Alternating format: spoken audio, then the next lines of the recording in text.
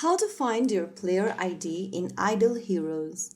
Hello everyone, welcome back to another video from Gameplay Classic. Today in this video we will be learning how to find your player ID in Idle Heroes. First of all, launch open the Idle Heroes game on your device. Once you're inside the main homepage of the game, go ahead and click on your avatar at the top left corner. You'll then be able to see your player info section where you'll see your player ID underneath your name.